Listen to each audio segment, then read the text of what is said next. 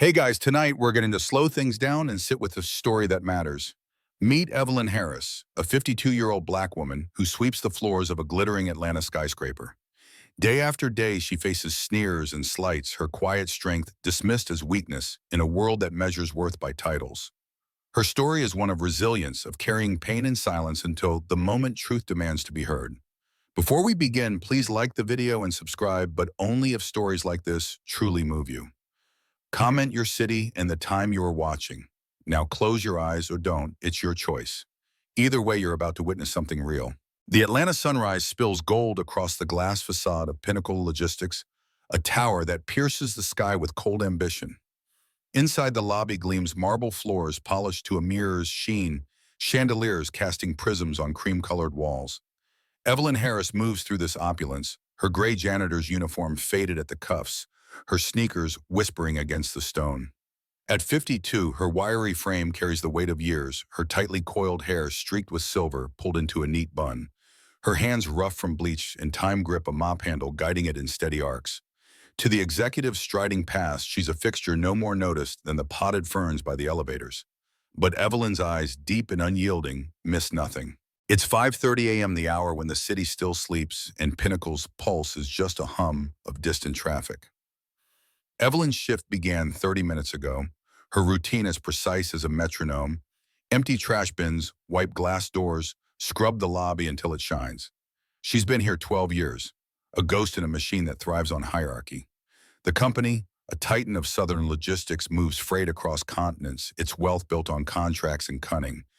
Evelyn knows its rhythms, the clack of heels, the buzz of phones, the laughter that spills from corner offices. She knows the people, too, though they don't know her. To them, she's just the cleaning lady, a shadow in their periphery. This morning, as she polishes the brass elevator doors, a young executive, Marcus Tate, strides in his navy suit, sharp his cologne, sharp with ambition. He's 32, all polish and pride, a rising star in marketing. His phone is pressed to his ear, his voice loud, careless. "Yeah, the deal's locked.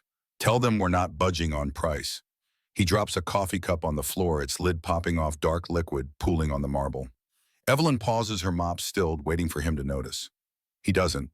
Instead, he glances at her, his lip curling. "Pick that up, would you? I've got a meeting." His tone is casual, dismissive, laced with the assumption that her role is to serve her presence to fade. Evelyn's jaw tightens, a flicker of heat in her chest. She kneels her knees, protesting against the cold stone, and wipes the spill, the rags soaking up the mess. Marcus is already gone, his footsteps echoing toward the elevators. She exhales slow and controlled, her hands steady despite the sting of his words. This is not new.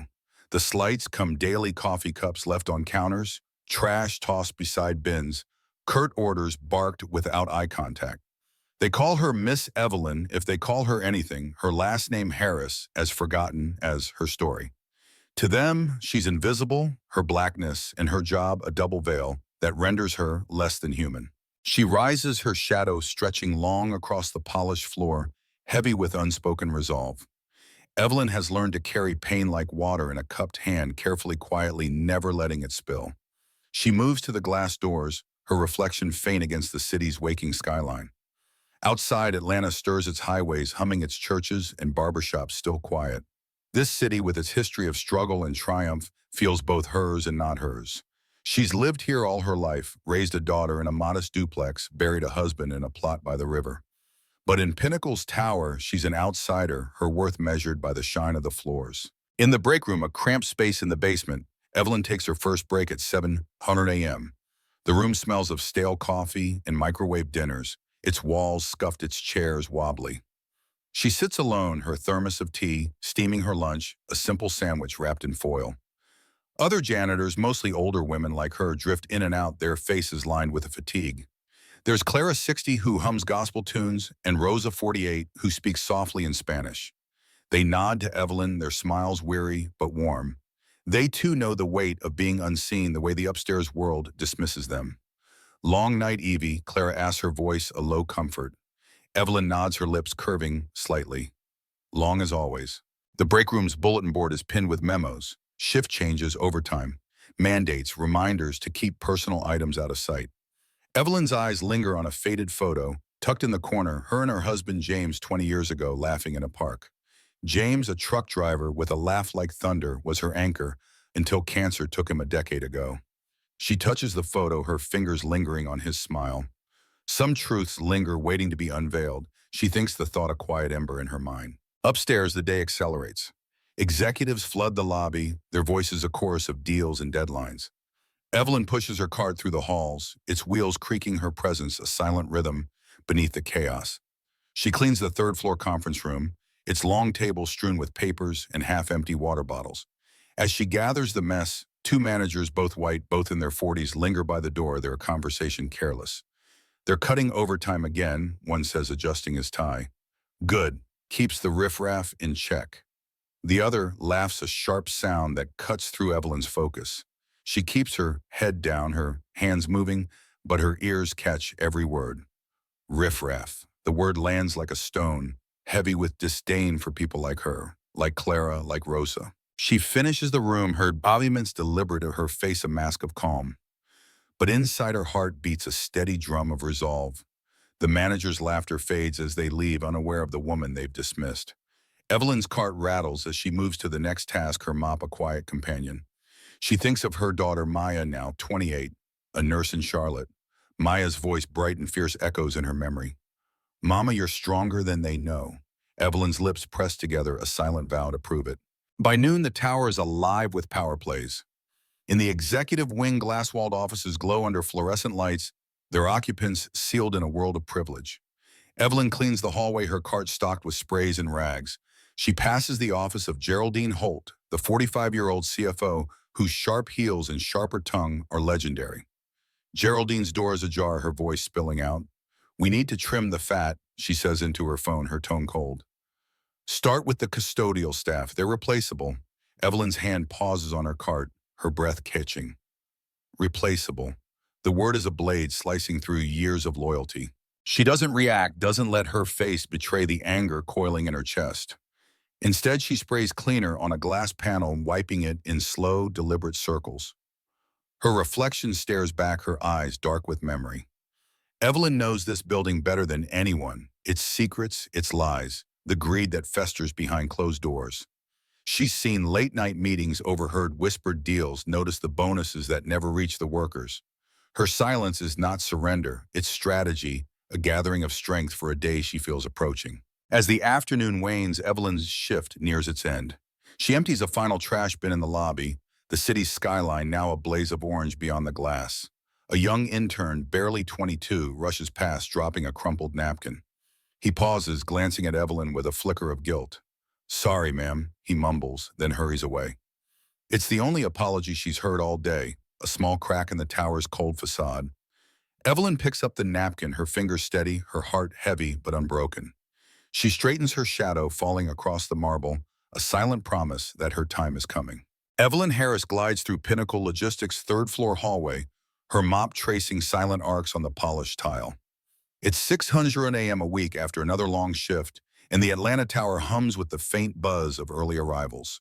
Her gray uniform hangs loose, its hems frayed, but her eyes burn with quiet fire.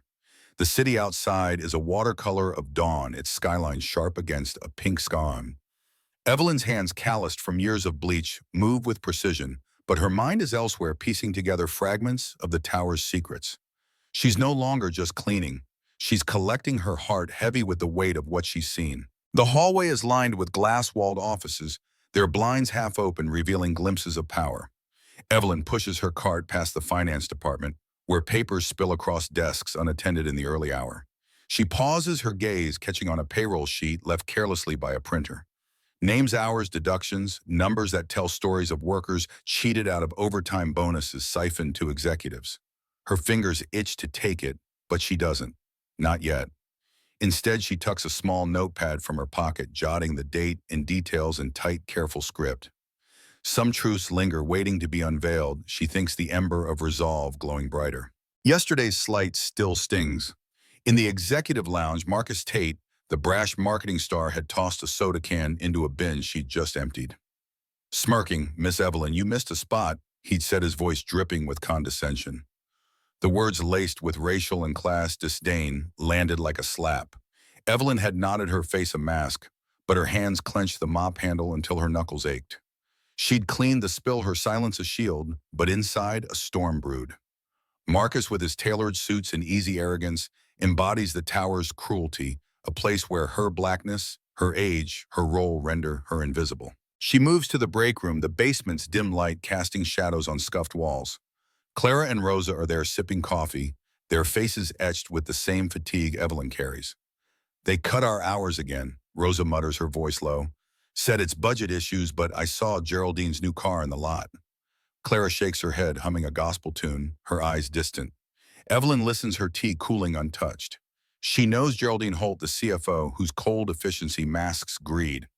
Last week, Evelyn overheard her in a late-night call, laughing about redirecting worker benefits to more pressing needs. The memory fuels Evelyn's quiet mission. Back upstairs, the tower wakes fully. Executives flood the halls, their voices a cacophony of deals and egos. Evelyn cleans the fifth-floor conference room, its table littered with coffee cups and crumpled agendas. As she sweeps, two managers linger, their conversation careless. We're outsourcing the warehouse crew, one says, a man with a slick tie and slicker smile. Cheaper labor, no complaints. The other nods, chuckling. Good.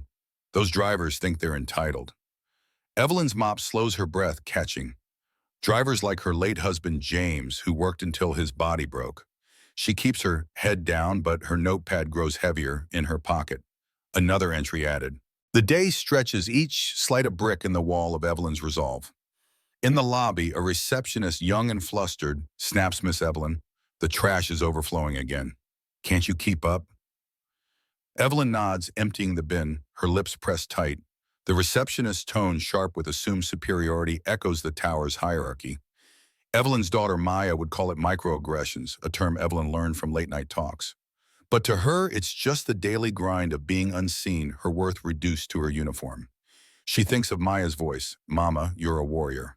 The thought steadies her, a lifeline in the storm. At noon, Evelyn takes her break in the basement, the air thick with the scent of cleaning chemicals. She sits by the bulletin board, her eyes on the faded photo of her and James.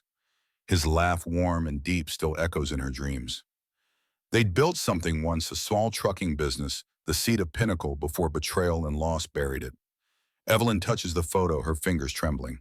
She's not just a janitor. She's a keeper of truths, her silence a strategy, honed over years. The notepad in her pocket is her weapon, its pages thick with evidence, dates, names, deals that would unravel the tower's facade.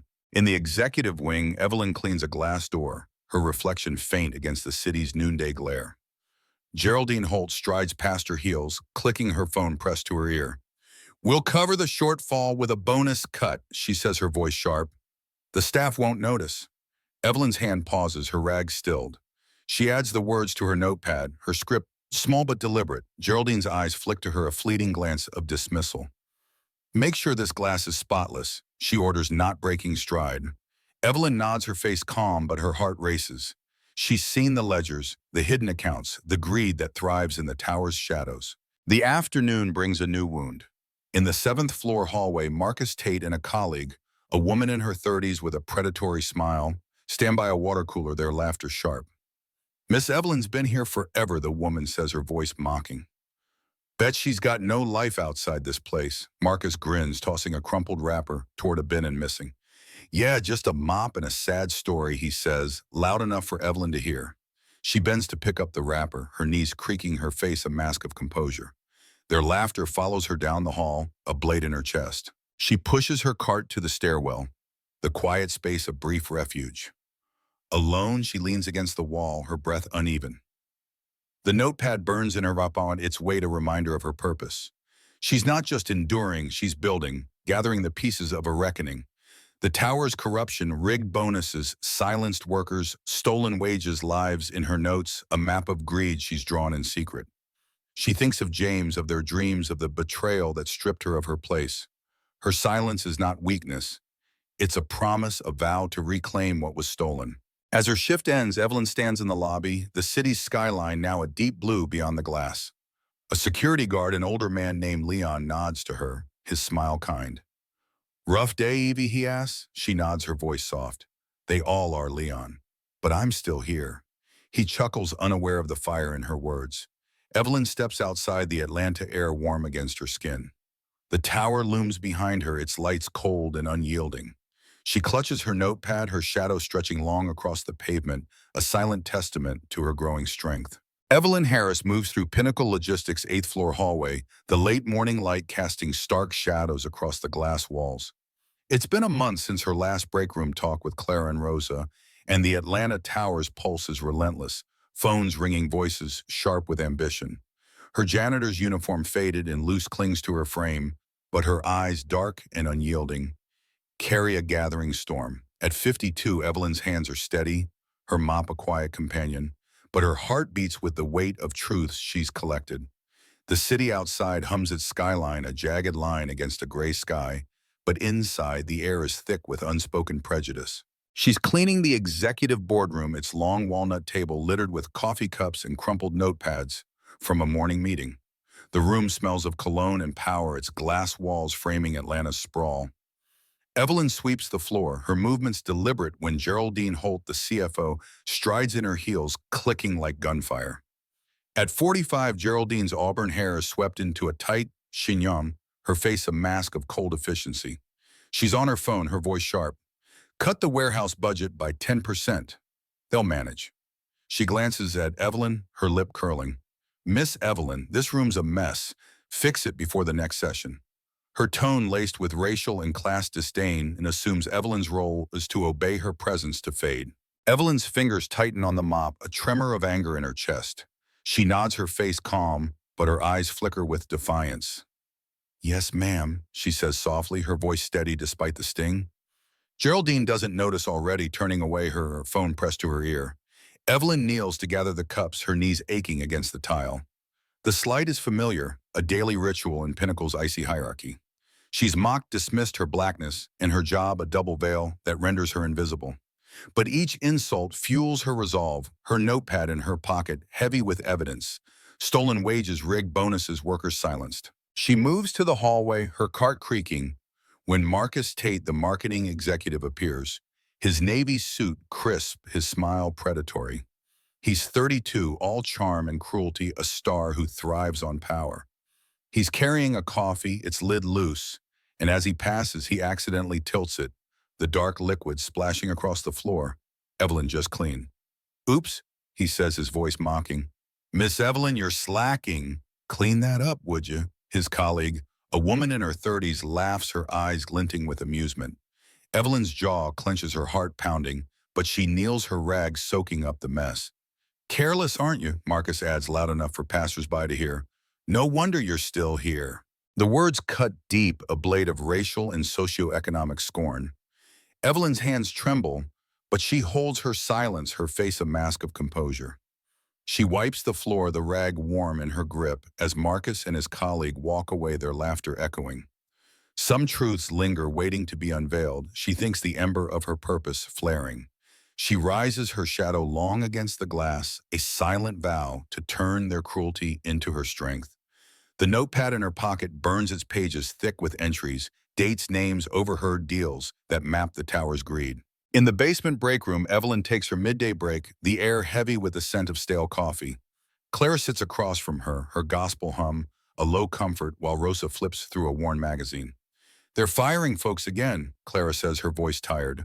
Heard they let go of Alonzo, the driver. No reason, just restructuring. Evelyn's heart sinks. Alonzo, a veteran driver, like her late husband James, was a kind man, his overtime stolen for years.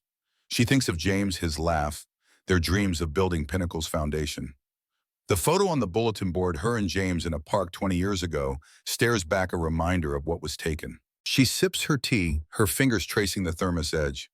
They think we don't see, she says softly, her voice a quiet blade. Clara nods, her eyes distant. But we do, Evie. Always have.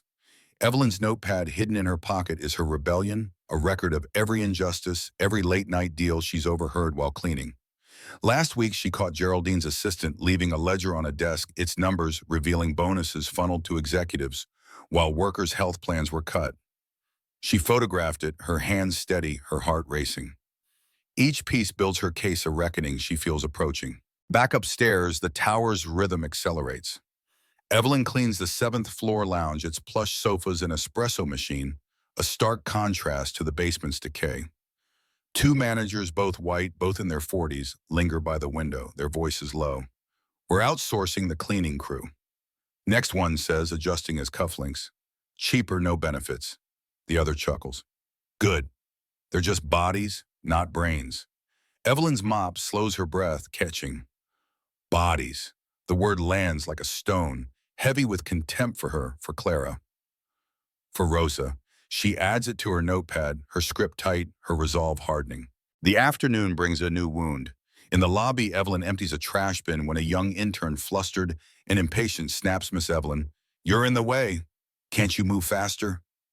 The intern's tone, sharp with assumed superiority, echoes Marcus's mockery. Evelyn steps aside, her lips pressed tight, her hands steady. She thinks of her daughter Maya now, a nurse in Charlotte whose voice rings in her memory, "Mama, you're stronger than they know." The thought anchors her a lifeline in the tower's cold tide. She finishes the bin, her shadow stretching across the marble, a silent promise of her growing power. At 3:00 p.m., Evelyn cleans the executive wing, its glass doors gleaming under fluorescent lights. She passes Geraldine's office, the door ajar, and overhears a call. "We'll bury the complaints," Geraldine says, her voice icy. No one listens to the bottom rung. Evelyn's hand pauses on her cart, her heart pounding. She adds the words to her notepad, her script a map of corruption.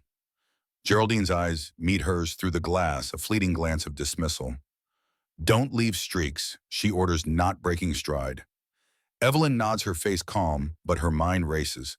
She's seen the complaints, workers fired for speaking up, families left without insurance. Her notepad is their voice, her silence, their shield. As her shift ends, Evelyn stands in the lobby, the city's skyline now a deep indigo beyond the glass. Leon, the security guard, nods to her, his smile kind. "You okay, Evie?" he asks. She nods, her voice soft. "Just carrying on, Leon." He chuckles, unaware of the storm in her words. She steps outside, the Atlanta air cool against her skin. The tower looms behind her, its lights a cold constellation. She clutches her notepad, its weight a testament to her purpose. Her shadow falls across the pavement, long and unyielding, a silent vow that her time is near. Evelyn Harris stands in the dim stairwell of Pinnacle Logistics, her breath steady, her heart a drumbeat of resolve. It's 9:00 a.m., 2 weeks after Marcus Tate's cruel spill, and the Atlanta Tower pulses with its usual arrogance, executives striding phones buzzing the air thick with unspoken power. Her janitor's uniform is gone, replaced by a crisp navy blazer, white blouse, and polished shoes. At 52, her wiry frame carries a quiet authority, her silver-streaked hair pulled into a neat bun. Her notepad, once a secret weapon, is now a thick dossier tucked under her arm, its pages brimming with truths.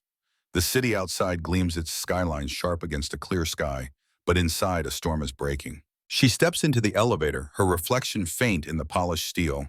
The 8th floor boardroom awaits, its walnut table and leather chairs, a fortress of privilege. Evelyn's lawyer, Daniel Reed, a 50-year-old man with a steady gaze and graying temples, stands beside her, a sleek briefcase in hand. For 12 years, Evelyn has cleaned this tower, endured its slights, and gathered its secrets, stolen wages, rigged bonuses, workers crushed under greed. Today, she's not Miss Evelyn, the invisible janitor. She's Evelyn Harris, co-founder of Pinnacle, majority shareholder, and the reckoning they never saw coming. The elevator dings, and Evelyn steps onto the 8th floor, the hallway silent save for the hum of fluorescent lights. Her shoes click against the tile, a sound that feels foreign after years of creaking sneakers. She passes Geraldine Holt's office, the CFO's door closed, her voice muffled behind glass. Evelyn's lips pressed together, a flicker of memory. Geraldine's cold order to fix the boardroom, her dismissal of workers as replaceable. The dossier in Evelyn's arm is heavy with proof. Ledgers, audio recordings, photographs of doctored invoices. Some truths linger, waiting to be unveiled. She thinks the ember of her purpose now ablaze. The boardroom doors loom, their glass panels framing a city skyline aglow with morning light. Inside, 12 board members sit, their faces a mix of confidence and indifference. Marcus Tate, the marketing star, lounges near the end, his navy suit sharp, his smile smug. Geraldine Holt, at the table's head, adjusts her glasses, her authority unchallenged. They expect a routine meeting, another chance to carve up profits. They don't see Evelyn, not yet. She pauses outside, her hand on the door, her heart steady. Daniel nods, his voice low. Ready, Evelyn? She nods, her eyes fierce. I've been ready for years. The doors swing open and Evelyn steps in, Daniel at her side. The room falls silent, a ripple of confusion crossing the board's faces. Geraldine's brow furrows, her voice sharp. Excuse me, this is a private meeting. The cleaning crew comes later. Marcus chuckles, leaning back. Miss Evelyn lost your mop. The jibe, laced with racial scorn, draws snickers. Evelyn's face remains calm, her eyes blazing. She sets the dossier on the table, its weight a quiet thunder. Daniel speaks, his tone steel. Good morning, I'm Daniel Reed, legal counsel for Evelyn Harris, co-founder and majority shareholder of Pinnacle Logistics. This meeting is called under bylaws to address governance violations. The air freezes. Geraldine's glasses slip, her mouth parting. Marcus's smile vanishes, his face paling. A board member, a gray-haired man in his 60s, sputters. Co-founder, that's absurd. Evelyn opens the dossier, her movements deliberate, and slides documents across the table. Founding agreements from 1995 signed by her late husband James, and a third partner. Notarized share transfers, proof of her 52% stake. Her voice, soft but unyielding, cuts through the stunned silence. This ends now. For 12 years, you've built wealth on lies, crushed workers, and buried truth. I've seen it all. Gasps echo. Geraldine leaps up, her voice trembling. This is fraud. We'd know if Daniel cuts her off, placing more papers, ledgers showing diverted bonuses, recordings of her own words, plotting to bury complaints. Evelyn's gaze sweeps the room, lingering on Marcus, whose eyes dart away. You called me invisible, she says, her voice a quiet blade. But I've watched every deal, every betrayal. You stole from Alonzo, from Clara, from families who trusted you. She points to the documents. These are your sins laid bare. The boardroom is a tableau of shocked faces, flushed hands, trembling eyes wide with fear. A young board member, a woman in her 30s, whispers, "She's the owner." Evelyn nods, her presence towering despite her small frame. Geraldine slumps, her authority shattered.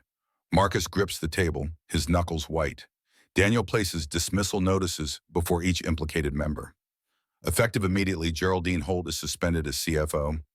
Marcus Tate and others named or removed. Evelyn Harris assumes executive control. Security officers enter, their faces stern. Geraldine's voice cracks. You can't do this. But no one defends her. The board, cowed by truth, signs the no-confidence vote, their hands shaking. Marcus rises, his face a mask of humiliated rage, and storms out, security at his heels. Geraldine follows, her heels unsteady. Her empire crumbled. The remaining members, those untainted, stare at Evelyn with dawning respect. A man in his 40s, voice hesitant, says, Mrs. Harris, I didn't know. Evelyn's eyes soften, but her resolve holds. You will now. She stands at the table's head, the city's skyline framing her like a crown. The dossier lies open, its pages, a testament to her years of silent strength. She thinks of James, his laugh. Their dreams stolen by betrayal. She thinks of Maya, her daughter, whose words, "You're stronger than they know," echo in her heart. The boardroom, once a place of mockery, is now hers, its glass walls reflecting a woman no longer invisible. She speaks, her voice clear. This isn't revenge, it's justice. For every worker you forgot, every voice you silenced. The meeting ends, the board dispersing in stunned silence. Evelyn gathers her papers, her hands steady, her heart full. Daniel touches her arm, his voice soft. You did it, Evelyn. She nods, a faint smile breaking through. We did it. She steps into the hallway, the tower's hum quieter now, as if holding its breath. Her shadow stretches long across the tile, no longer a ghost, but a beacon. The city outside pulses its lights, a promise of change. Evelyn's triumph is not just her own, it's for Clara, for Alonzo, for every soul deemed invisible. Evelyn Harris stands in the CEO's office of Pinnacle Logistics, the morning light streaming through wide windows, bathing the room in gold. It's been a week since the boardroom reckoning, and the Atlanta tower feels different. Its air lighter, its pulse softer, as if the weight of years has lifted. At 52, Evelyn's navy blazer is a quiet statement of authority, her silver-streaked hair gleaming in the sun. The plush leather chair behind the desk remains empty. She prefers to stand, her hands resting on a stack of employee surveys, her eyes warm with purpose. The city outside hums its skyline, a tapestry of glass and steel, but inside, Evelyn is rebuilding brick by brick, a place where dignity reigns. The office, once Geraldine Holt's fortress, is now open, its blinds raised, its glass doors unlatched. Evelyn's first act was to invite workers in, drivers, janitors, clerks, to share their stories. The desk is covered with notes. Alonzo's plea for fair overtime, Clara's request for better health plans, Rosa's suggestion for shift flexibility. Evelyn's notepad, once a secret record of greed, now holds dreams, its pages a map of hope. She thinks of her late husband James, his laugh, a distant echo, their shared vision of pinnacle buried by betrayal. Her triumph is his too, a redemption long overdue. Downstairs, the lobby buzzes with cautious optimism. Evelyn walks through it, her steps steady, her presence no longer invisible. Workers nod to her, their smiles tentative but real. Clara, wiping a counter, hums a gospel tune, her eyes bright. "Morning, Mrs. Harris," she says, her voice warm. Evelyn pauses, touching her arm. "Just Evelyn, Clara. We're in this together." Clara's smile widens, a crack in the tower's old hierarchy. Evelyn's heart swells, but she knows the road ahead is long. The old guard, those loyal to Geraldine and Marcus, lurk in corners, their whispers sharp with resentment. Change, she's learned, is a fragile thing, easily undone. In the ground floor auditorium, Evelyn holds her first company-wide meeting, a historic gathering with no executives presiding. The room is packed, the air thick with skepticism and curiosity. Drivers in worn jackets, janitors in faded uniforms, office staff in pressed shirts all sit shoulder to shoulder, their faces a mosaic of doubt and hope.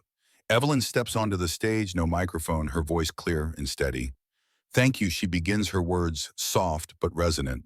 "Thank you for keeping Pinnacle alive even when your names were forgotten." She pauses, her eyes lingering on the front row. Alonzo reinstated as a driver, Rosa now a shift supervisor, Clara clutching a tissue. She opens a binder, her movements deliberate. "Starting today, withheld overtime from the past year will be paid in full. You'll see it Friday." A murmur ripples through the crowd, eyes widening. "Health plans are under review. You'll choose your providers, not the board." Alonzo raises a hand, his voice gruff. "What about folks fired wrongfully?" "Like me." Evelyn nods, her gaze steady. "Every case from the last 3 years will be reviewed. If you were wronged, we'll make it right, reinstatement compensation, or your name cleared." The room hums skepticism, easing into cautious hope. A young clerk, Deborah, stands, her voice trembling. "Mrs. Harris, will we have a say in policies before we were just told what to do?" Evelyn smiles, gentle but firm. "No decision about your rights will be made without you. Open forums start next week." The crowd stirs, whispers growing into nods, a spark of belief igniting. Evelyn thinks of her daughter Maya, whose words, "You're stronger," than they know, anchor her. She thinks of the photo on the basement bulletin board, her and James laughing, a reminder of why she fought. Some truths linger, waiting to be unveiled. She muses the thought, a quiet thread weaving through her triumph. After the meeting, Evelyn stays listening to workers' stories. Alonzo shares his daughter's college dreams. Rosa, her mother's hospital bills, Clara, her hope for retirement. Evelyn jots notes, her thermos of tea cooling beside her. She joins the night shift for coffee in the cafeteria, now open to all, its management-only sign gone. Leon, the security guard, raises a mug. "To you, Evie," he says, his smile kind. She shakes her head.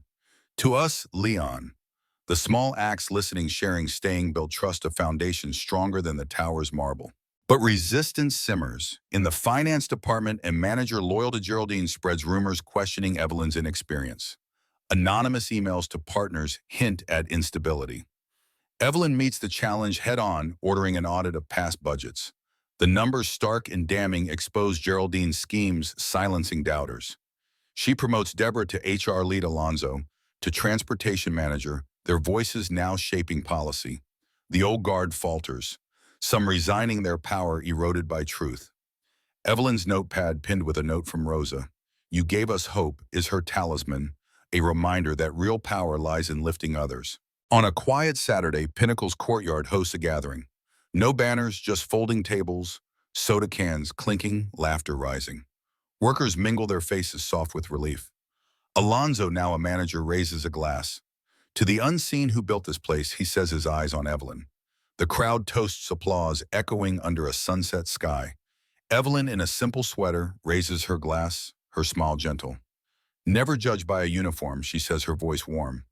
The janitor you ignored might hold the keys to everything. The words land a quiet vow to a new pinnacle where justice is not a gift, but a right. In the weeks that follow, Evelyn walks the halls, her shadow no longer a ghost, but a beacon. She visits the warehouse, shares lunch with drivers, listens to janitors' stories. The tower, once a monument to greed, begins to feel like a home. Workers speak up, their voices no longer silenced. In a nation built on second chances, Evelyn's triumph is a testament to resilience, a proof that dignity, not titles, defines worth. Her heart, once heavy with pain, is now light with purpose. She thinks of James, of Maya, of every worker who believed in her. The city's lights glow beyond the glass, a promise kept.